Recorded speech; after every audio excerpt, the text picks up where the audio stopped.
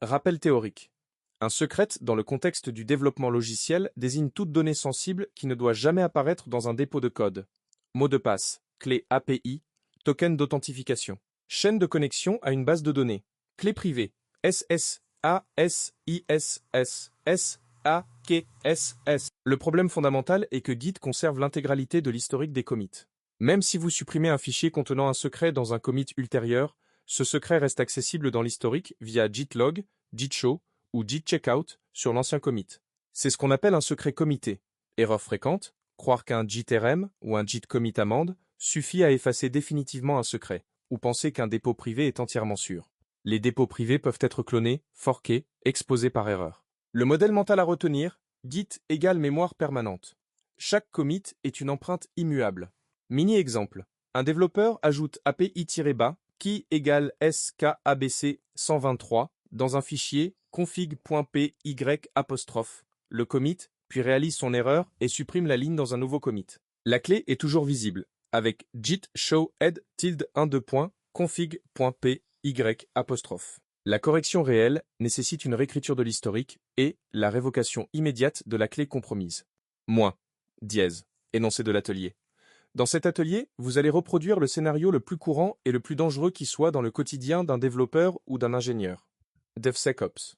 Committer accidentellement un secret dans un dépôt Git, puis le détecter et le corriger de manière professionnelle. Ce type d'incident est responsable de milliers de fuites de données chaque année sur GitHub, GitLab et Bitbucket. En tant que futur spécialiste cybersécurité et DevSecOps, vous devez savoir réagir rapidement et méthodiquement. Étape 1. Initialisation du dépôt local. Créer un nouveau dossier de projet Secret Lab et initialiser un dépôt Git local.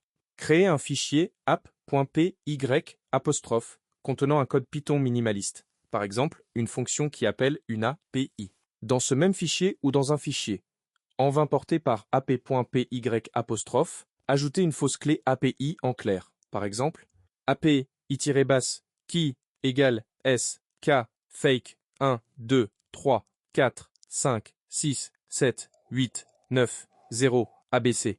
Committez ce fichier avec un message de commit réaliste. Vérifiez ensuite avec gitlog et gitshow que le secret est bien présent dans l'historique. Étape 2. Détection du secret. Utilisez l'outil Trufflecoug ou GitSecret au choix pour scanner votre dépôt et détecter automatiquement la présence du secret dans l'historique. Documentez la sortie de l'outil. Quel commit est incriminé? Quel fichier? Quelle ligne? Cette étape simule ce que ferait un pipeline CI/CD ou un outil SAST en production.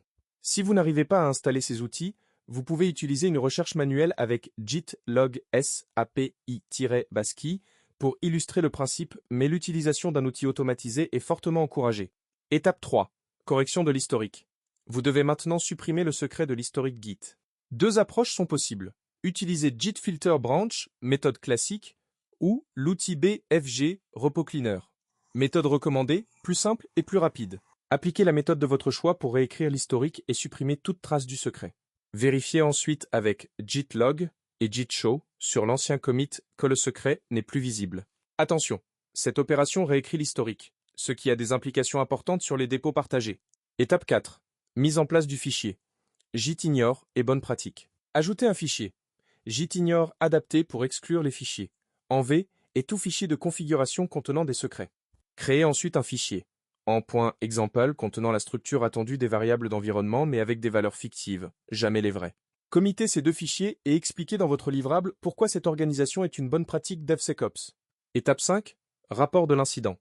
Rédigez un court rapport, une page maximum, format Markdown, qui synthétise la nature du secret commité, la méthode de détection utilisée, la méthode de correction appliquée, les mesures préventives mises en place. Ce rapport doit également mentionner ce qu'il faudrait faire dans un contexte réel. Révocation de la clé, notification de l'équipe, audit de l'historique complet du dépôt. Ce livrable est central. Il vous entraîne à la production de rapports de vulnérabilité, compétence clé du métier.